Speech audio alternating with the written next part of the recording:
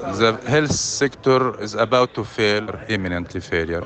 I don't know how we will deal with a huge number of wounded people. Now we're receiving maybe more than 3,000 wounded patients. Our hospital in normal days, the maximum capacity is 700 beds. Some severely injured patients stay in the emergency department waiting for surgical interference, but we don't have places in this time. Unfortunately, most of the wounded patients are civilian people, children and female patients. We working under severe pressure. We have very limitation of medical equipment. Even MSF opened their stores to be used from Ministry of Health here in Gaza. Of course, no electricity available. This is unknown actually how the amount of gasoline they have. It's a matter of time. No safe places outside. We have here in the hospital more than 40,000 civilian people who come to the hospital seeking for some safety. Israel army asked from all the hospital in Gaza to be evacuated. This order is not sensible because more than 3,000 of wounded patients we cannot evacuate to any place. Hello and good evening. I'm Melisa Idris. Welcome to Consider This. This is the show where we want you to consider and then reconsider what you know of the news of the day. What you just heard was an audio clip from Dr. Nadal Abed, an orthopedic surgeon with MSF, Doctors Without Borders, which was sent yesterday from Al-Shifa Hospital in Gaza. Now, the conflict between Israel and Gaza has now entered its 13th day. Joining me on the show today to discuss the developments so far is Dr. Muslim Imran. He is founding director of the KL-based Asia Middle East Center for Research and Dialogue. Muslim, thank you so much for being on the show with me today. I appreciate your time. Now, I want to begin our conversation with a look at the most recent developments. I mean, as of the time that we are recording this, we have trucks carrying aid and relief workers on the Egyptian side of the Rafah border crossing, waiting to be for the borders to be reopened, for supplies to be allowed into Gaza. We haven't had any news yet of when the reopening will happen, but in the meantime, Gaza remains under siege. So I do wonder, though, whether the fact that we have the border crossing reopening imminent, do you think this could be the beginning of a potential ceasefire to allow for a corridor of humanitarian aid? Thank you, Melissa, for having me on board. I believe that a ceasefire will eventually come. The problem is that the Israeli government is very desperate to get an image of victory, so they are trying to inflict as much damage on civilians in Gaza as possible. And that's why they have been postponing the ceasefire. There was an effort in the United Nations Security Council, which unfortunately was shut down by the Americans. But the international pressure on Israel is mounting. What they've been doing in Gaza is not helping undermine the will of the people of Gaza. It's not undermining Hamas' preparedness to counterback any Israeli military attack. It's only hurting Israel's image. It's actually exposing Israel for the war criminal it is. So eventually a ceasefire will probably be reached, but the question is when. The Americans, for the last few days, have tried very hard to secure some political gains for Israel without Israel going for a ground invasion. Apparently, their efforts weren't fruitful. They pressured many Arab countries. None was willing to give in. And eventually, Blinken and President Biden themselves have come back to Israel to give the bad news to Prime Minister Netanyahu that you have to think of other options. Now, one of the options on the ground is a ground invasion, but going for a ground invasion means that not only the Palestinian civilians will be affected, but also Israel's military will be affected. It was unable to handle a bunch of fighters on the 7th of October inside Israeli military bases. How would it be able to go and handle tens of thousands of Palestinian freedom fighters inside their homes in Gaza? What is happening now, I think, is a total madness from the Israeli side. No military strategy, no political strategy. total embarrassment, pressure from within, and now, because of their war crimes, pressure from the outside. All right. So I think the intention for a ground invasion, the Israeli Defense Minister is still quite adamant that ground troops will be sent into Gaza. No mention yet as to when that might happen. But as you said, the strategy is yet unclear. But we know what Israel's stated objectives are, which is to end Hamas rule in Gaza. But what is the military or political exit strategy? Would it be to retake Gaza, reoccupy Gaza, invade Gaza, or leave Gaza as an unoccupied space? What do you think is Israel's endgame for Gaza? You see, Israel has been a major military power in the Middle East for decades, probably since the 1967 war. So they tried to take on Hamas in the war of 2008-2009. It was a big failure, and their declared objective was actually to eradicate, to annihilate Hamas from Gaza. They wanted to take Hamas out. Over 3 weeks of fighting resulted in Israel pulling out without any political gains. They tried again in the year 2014. They went for a ground invasion. It was a very bloody war. Of course, Israel has inflicted a lot of pain on the Palestinians by killing civilians. But when it came to battle, to military encounters, man-to-man, Israel's army failed miserably in the 2014 war. Some of their soldiers were even captured during military action in Gaza, and they continue to be captured until today. So repeating the same thing again and again, when it never worked when you were a powerful military power, how is it going to work now? When 10 or 15 years later, Hamas, the Palestinian resistance, is way more prepared to take on Israel.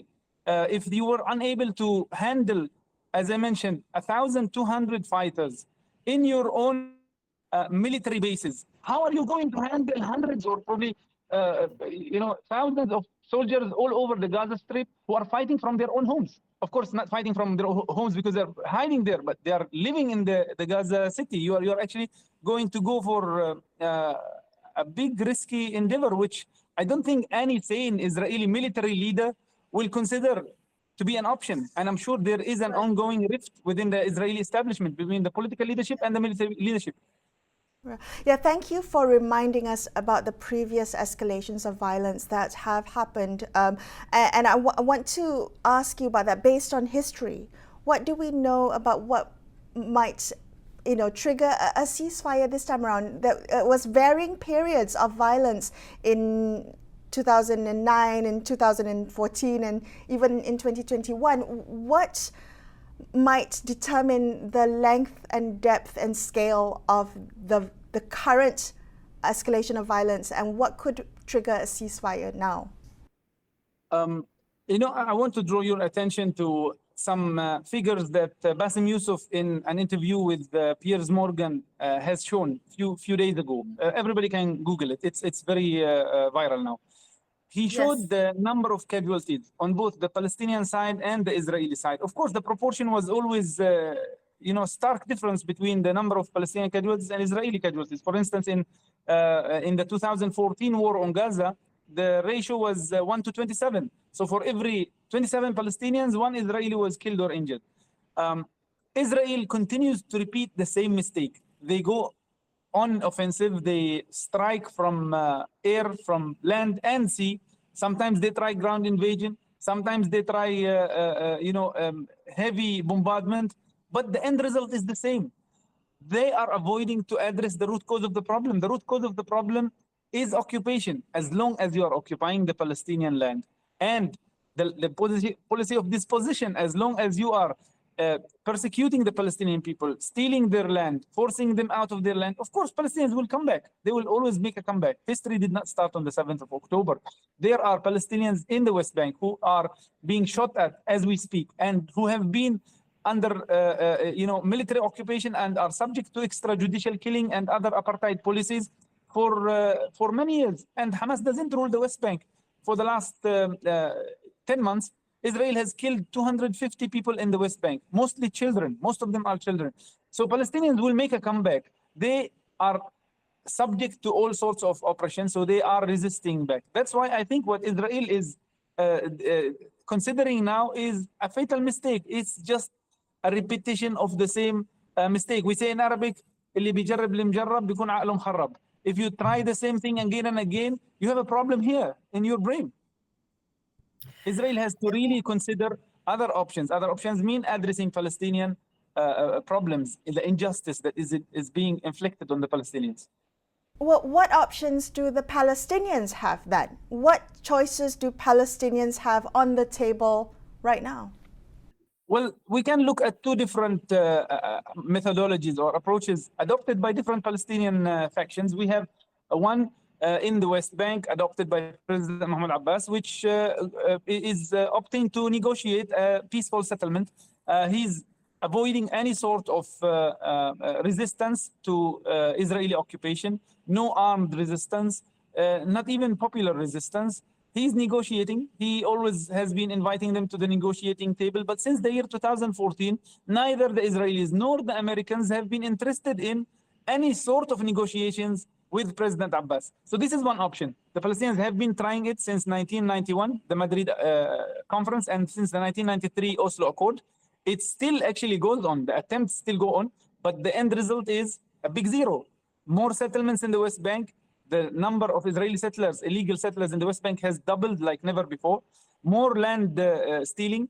Al-Aqsa Mosque is being desecrated. Plans to divide Al-Aqsa Mosque are actually in action. The extrajudicial killing in the West Bank still takes place. Ethnic cleansing in Hawara still takes place under full government support. The Israeli minister publicly declared that we have to wipe Hawara out of the map.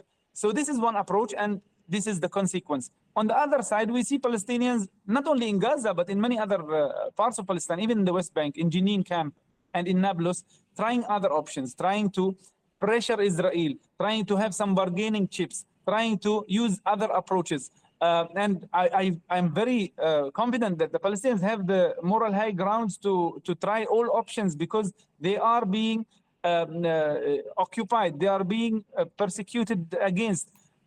If they want to go for peace, the doors are shut and they are shot at. If they want to go for armed resistance or any other sort of resistance, the international community will frown upon them. So what does the international community want from the Palestinians? Okay, having said that, Muslim, can you help me understand? So does the liberation of Palestine synonymous with the destruction of the state of Israel? How can you clarify the distinction between the two from a Palestinian context, from a Hamas perspective, and whether the Palestinian context and the Hamas perspective is actually one and the same? You see, the way that media sometimes frames terms like destruction of Israel sounds very scary, actually. But you look at the collapse of the Soviet Union in the early 1990s. I actually got that from the charter of Hamas on their website. So it was a copy and paste. That's the exact words that were used. Okay, that charter, of course, Hamas has moved on from that charter. There was a political document that was published in 2017. But anyway, the Soviet Union collapsed in the early 1990s. Without bloodshed, it was a peaceful, change of system. Of course, Yugoslavia was disintegrated in a more, I would say, bitter way. But the point is, there is a possibility of a change of system, whether with bloodshed or without bloodshed. We Palestinians would rather have a change of system without any bloodshed. Look at South Africa, for instance. The apartheid system that existed in South Africa for decades was dismantled. It was destroyed, if I may use the term destroyed. So Israel can actually be dismantled as an apartheid regime. There is no problem in that. In fact, that is what human rights groups like Human Rights Watch, Amnesty International, Israeli human rights groups like B'Tselem are saying. We have to dismantle apartheid. We have to disintegrate this system of dispossession and oppression. So that's actually what Hamas is doing. I mean, interestingly, Hamas is aspiring for the same thing that Human Rights Watch and Amnesty International are aspiring for, but in different means.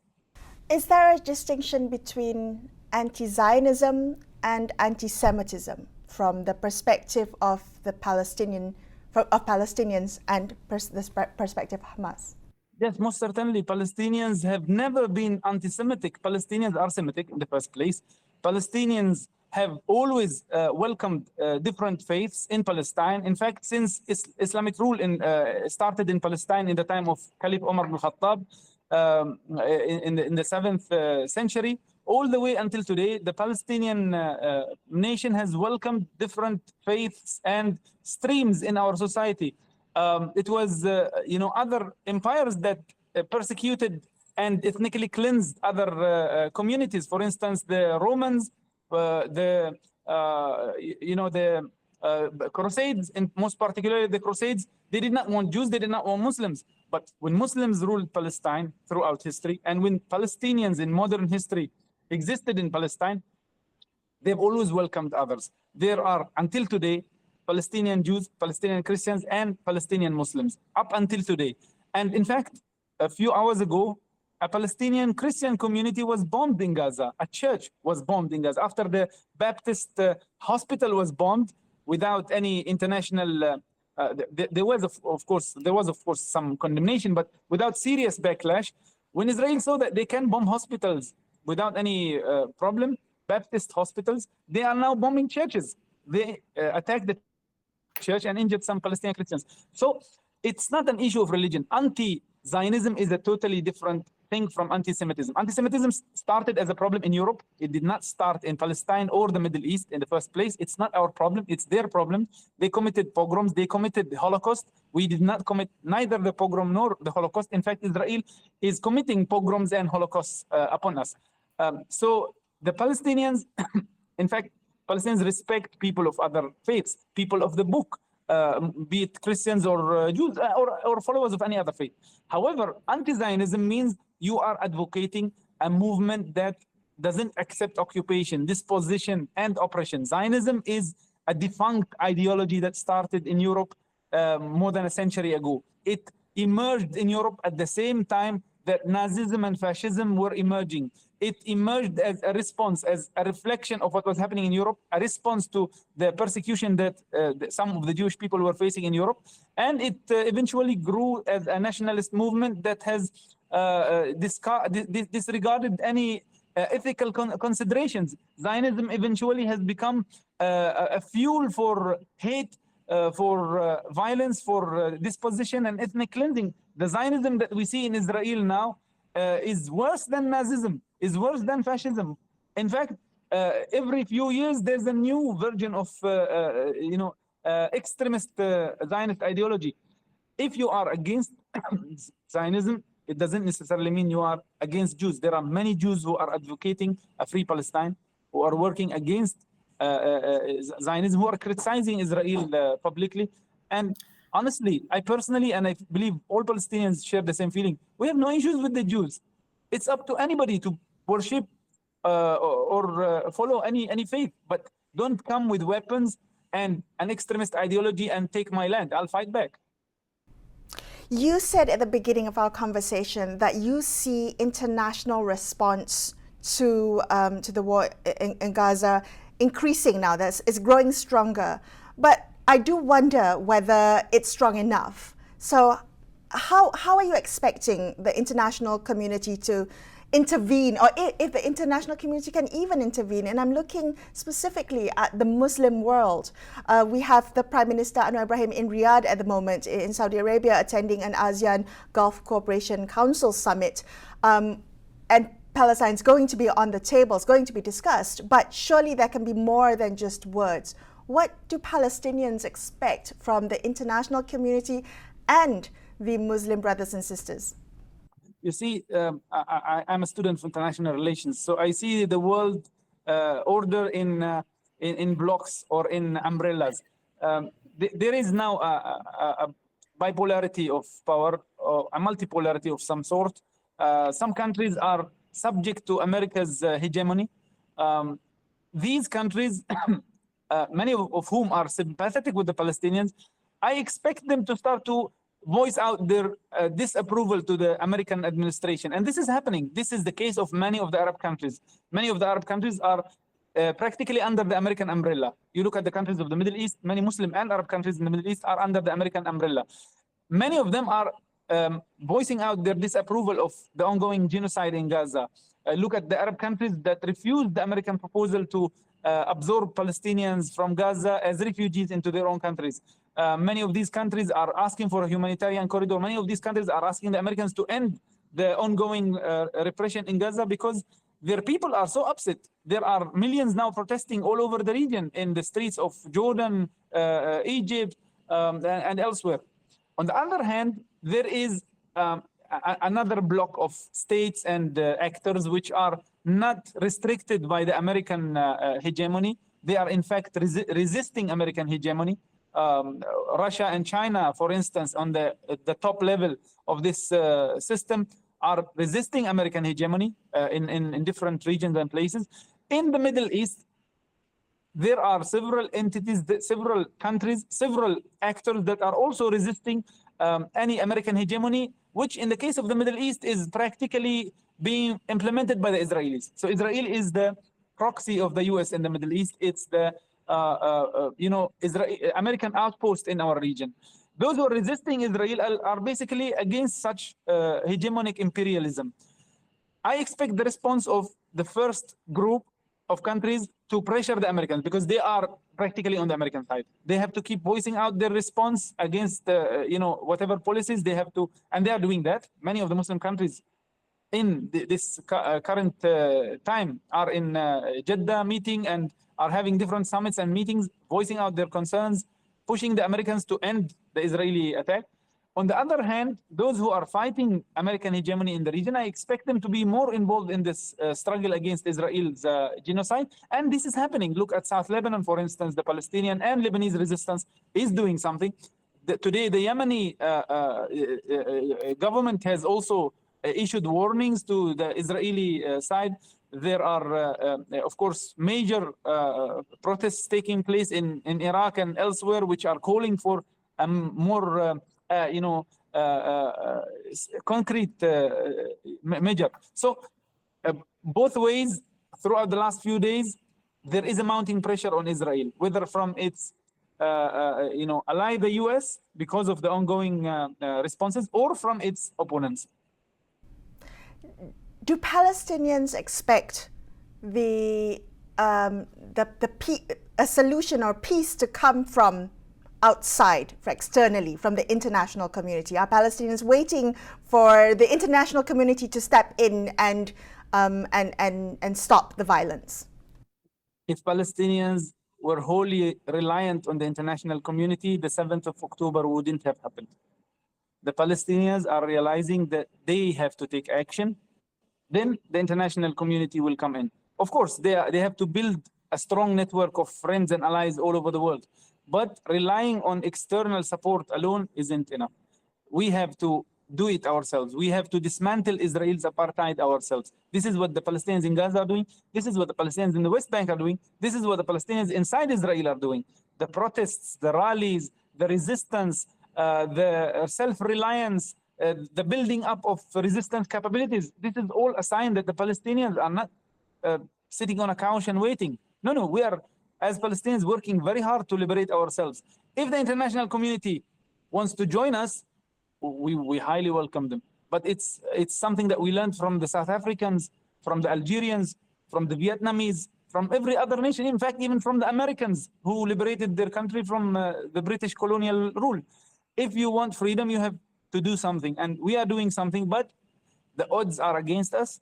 We are faced by a very stark difference in the balance of power. The Israelis are aided by the Americans directly and literally. They receive $3.8 billion of military aid a year. The Americans, after the start of action in Gaza, sent their warships. They are promising Israel to send 2,000 of their troops. They are sending their fighter jets. Germany sent drones. France is sending intelligence support. Britain, the prime minister is even in Israel right now. So the Palestinians find themselves facing the whole world. Will that break us? I doubt it. what are you going to be paying attention to next to see how this will unfold? Either from within Gaza or from the response of the rest of the world, Muslim? From within Gaza, the society is resilient. People, of course, are paying a heavy price for the Israeli attack. They're losing thousands of civilians. However, the people in Gaza have, for 2 decades, been building up their strength on all levels, on the economic, social, political, military, and other levels, to actually not only liberate Gaza, but also help in the liberation of Palestine. You see, the last military encounter with Israel in 2021 was linked to Jerusalem. It was called by Palestinians Saif al-Quds, the Sword of Jerusalem. This current military operation that happened on the 7th of October, it was also named as Tufan al-Aqsa flood or Aqsa torrent. The capabilities that Palestinians build in Gaza is to actually liberate Jerusalem and to liberate the rest of Palestine. And the same applies to Palestinians elsewhere in Nablus and Jenin and Hebron and elsewhere. So when it comes to the Palestinians, they are actually trying to get total freedom. They are trying to build whatever capabilities they can. But we say in Arabic, one hand doesn't clap alone. We need the international support. We need the international community to come in. We need our friends around the world. Just like we saw the Americans coming in with all possible capabilities to help Israel, we want the international community to come in and help us, not necessarily by sending troops, but there are a million other ways to help the Palestinians. We have to actually, try some of these options. Muslim, thank you so much for being on the show today. Dr. Muslim Imran there, wrapping up this episode of Consider This. I'm Melisa Idris, signing off for the evening. Thank you so much for watching, and good night.